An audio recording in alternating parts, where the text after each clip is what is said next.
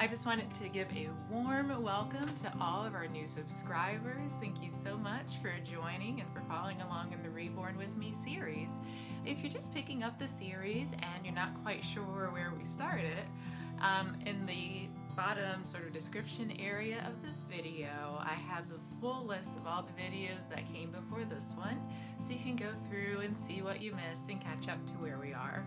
Today we are still working on the complexion layers, and since I've gotten so much great feedback about the amount of detail that I've been sharing, instead of skipping that second complexion layer, I'm going to go ahead and record the before and after of that so you can see how the complexion on the doll is changing as we add more layers of paint.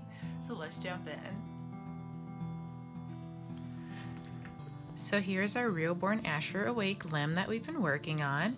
As you know, I've got a little bit of a coating scheme in terms of the layers of paint. So according to this, I can see that I did a blue mottling layer. I did, well actually this is the veins, this is the mottling, and this is the first complexion layer. And back here we have also the base coat layer. So this helps me keep track of what we've done so far. So I've got a super fancy new camera, so I'm hoping you can now see levels of detail that I wasn't capturing before. So as you can see, we've got the mottling, we've got some veining here on the bottom of the foot, and we're ready to add our second complexion layer.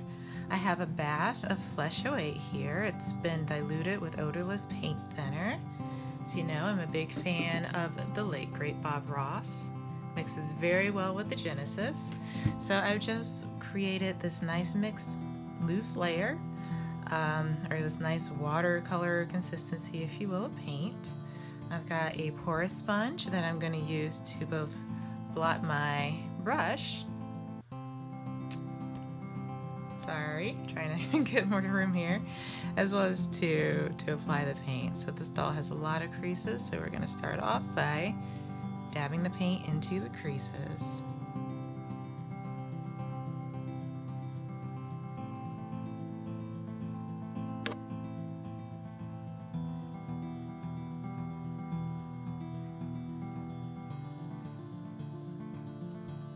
It's okay if it's a little runny because we're going to go over it a few times with the paintbrush, and that's going to pick up any of the paint that we didn't want to apply. Okay, so I know that you guys are busy people and you have better things to do than watch me paint, so I'm going to stop talking and go ahead and speed this up.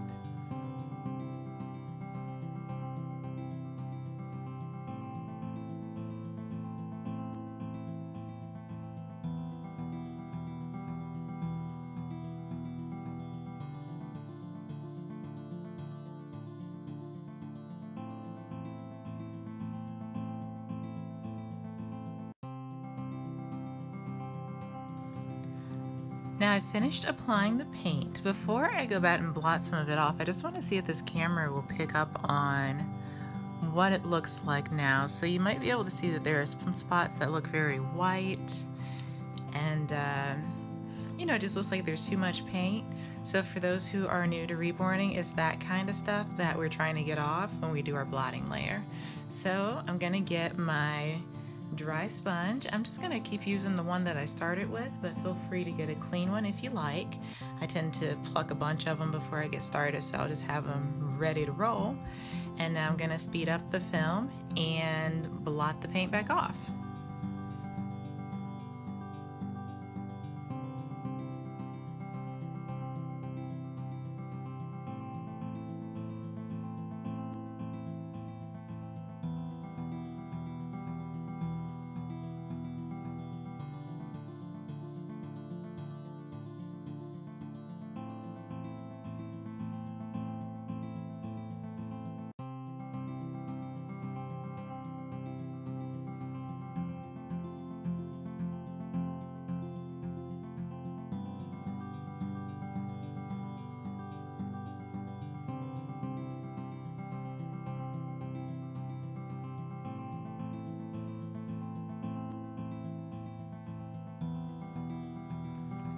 So this completes our second layer of paint. It's still wet, so we're gonna need to let it dry.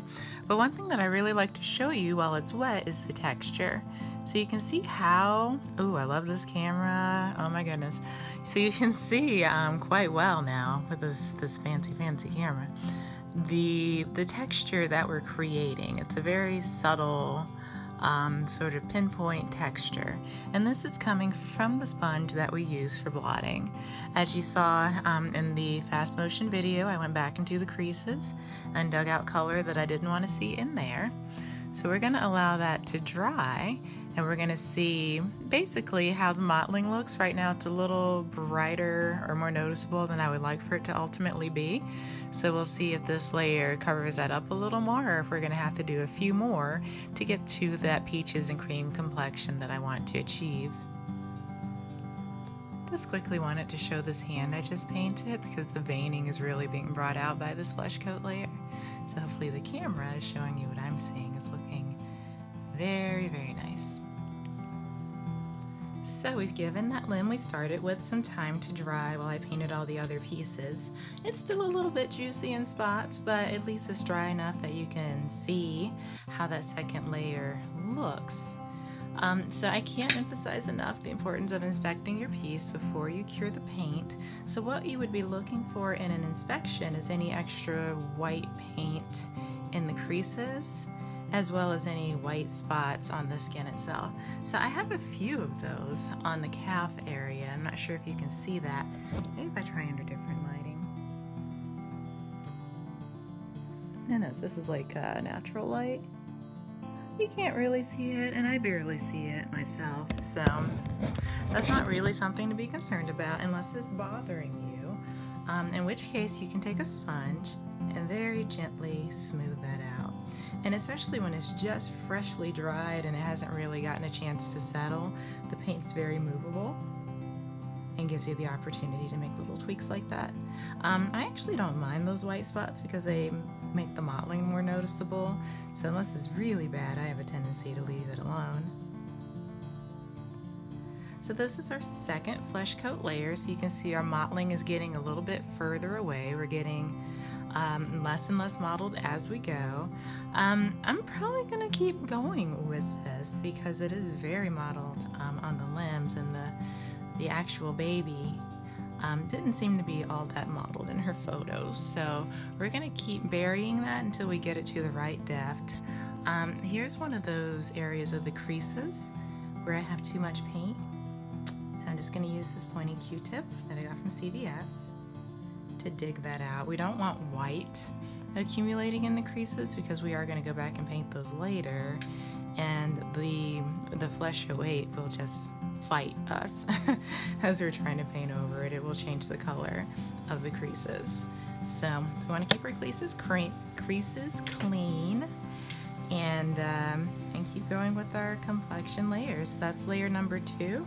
I'll come back if I do another layer so that you see end to end, step by step, how this goes.